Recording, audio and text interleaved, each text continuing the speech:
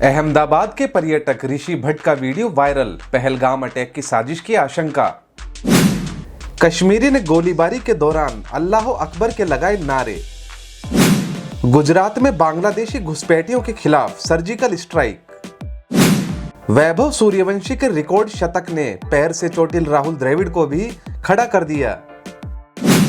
नेपाल के एक युवक का वीडियो हुआ वायरल, अश्लील भाषा का इस्तेमाल करते हुए भारत को दी चेतावनी। नमस्कार, आज की रोचक खबरों के साथ मैं महेंद्र सिंह शुरू करते हैं आज की मुख्य खबर।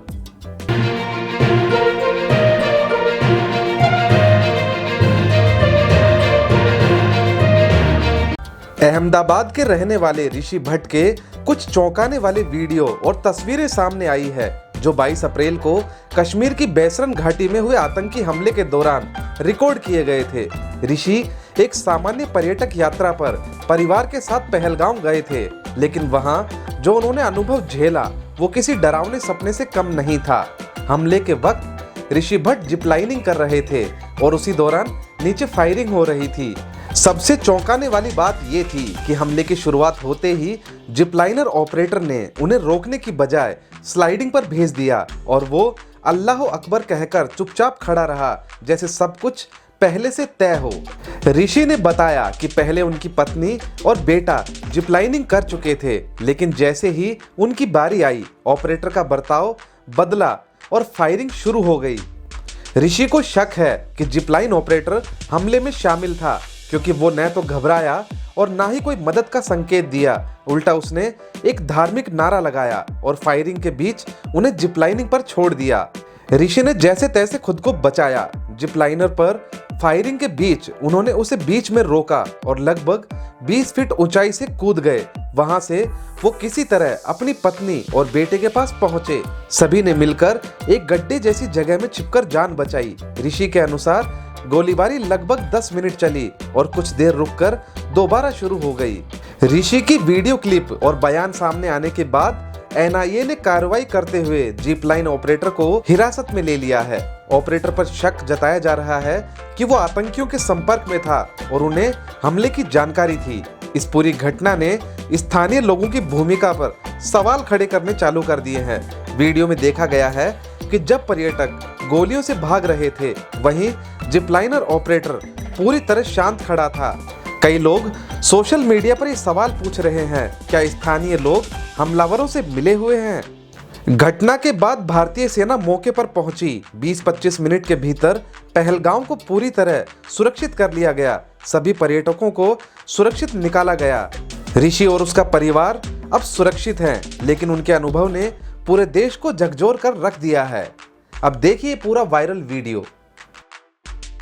अल्लाह अकबर, अल्लाह अकबर, अल्लाह अकबर। पैर लंबा करो।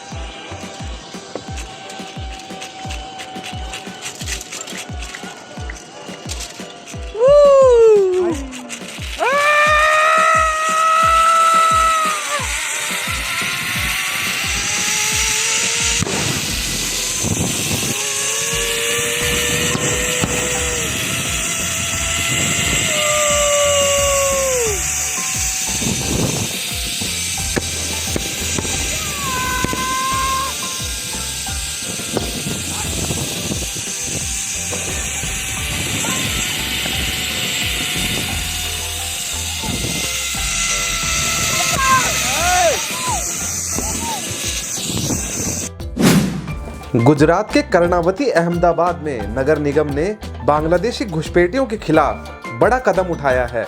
मंगलवार 29 अप्रैल की सुबह चंदोली झील के आसपास अवैध रूप से बसे बांग्लादेशी नागरिकों की बस्तियों को बुलडोजर से ध्वस्त किया गया। ये कार्रवाई अहमदाबाद पुलिस और नगर निगम की संयुक्त टीम द्वारा की गई है, जिन्होंने इन बस्तियों को अवैध घुसपैठियों का ठिकाना और कचरे से भरे इलाके को पहचान कर उन्हें उजाड़ दिया गया। वैभव सूर्यवंशी एक ऐसा खिलाड़ी जो 2024 आईपीएल मेगा नीलामी के दौरान अपना नाम बैग से निकाले जाने के बाद से रिकॉर्ड तोड़ रहा है। 1.1 करोड़ रुपए की भारी भरकम कीमत पर उनकी सेवाएं हासिल करने के बावजूद किसी को भी उम्मीद नहीं थी कि राजस्थान रॉयल्स उन्हें खिलाएगा।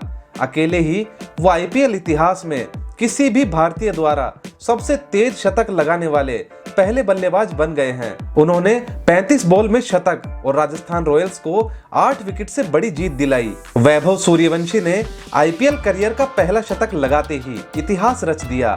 94 के स्कोर पर खेल रहे वैभव ने जैसे ही लेग साइड में छक्का लगाया, उसके बाद पूरा स्टेडियम इस ऐतिहासिक पारी को सलाम करता हुआ नजर आया।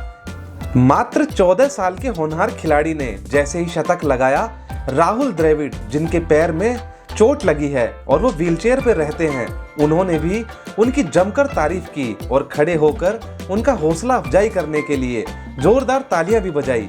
वैभव सूर्यवंशी सोशल मीडिया पर ट्रेंडिंग में चल रहे हैं क्योंकि सबसे कम उम्र में एक शानदार शतक लगाकर अपनी टीम को जिताना किसी कारनामे से कम नहीं है। वहीं दूसरी तरफ नेपाल में एक युवक का वीडियो वायरल हो रहा है जिसमें उसने अभद्र भाषा का इस्तेमाल करते हुए भारत को चेतावनी दी है। आइए आपको दिखाते हैं क्या है इस वीडियो के अंदर। मैं इंडिया का मोदी सरकार से कहना चाहता हूँ, मैं नेपाली हूँ, लेकिन आपको देश अपना सुरक्षित रखना है तो पहले नेपाल गवर्नमेंट, जब तक आपका हिंदुस्तान सुरक्षित नहीं रहेगा, क्योंकि जितना भी पाकिस्तान से आतंकवादी आता है, दुबई से आता है, दुबई के रास्ते होके वो सबसे पहले नेपाल में एंट्री लेता है। नेपाल का रास्ता होके आपका इंडिया में घुसता है। आपका इंडिया में आपका जनता को, चाहे आपका क्या क्या फौजी को मार के जाता है, वो सब जितना आतंकवादी आता है नेपाल के रास्ते जाता है। क्योंकि जब से नेपाल में राजतंत्र गया है ना, तब से नेपाल का सब नेता,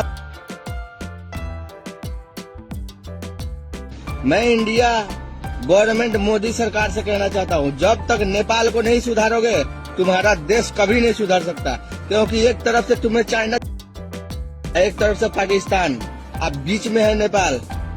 अभी आतंकवादी का अड्डा बन गया है नेपाल, ये बात ध्यान करना। नेपाल का इंडिया में कोई आतंकवादी हमला नहीं होगा। नेपाल, हम आपको कह देना चाहते हैं, हम नेपाली है तब भी हम आपको समझा रहे हैं। जय हिंदू राष्ट्र, जय नेपाल, जय श्री राम। ऐसी ही मजेदार और रोचक जानकारी के लिए हमसे जुड़े रहिए। आप थे महेंद्र सिंह के साथ राजपुताना टाइम्स न्यूज।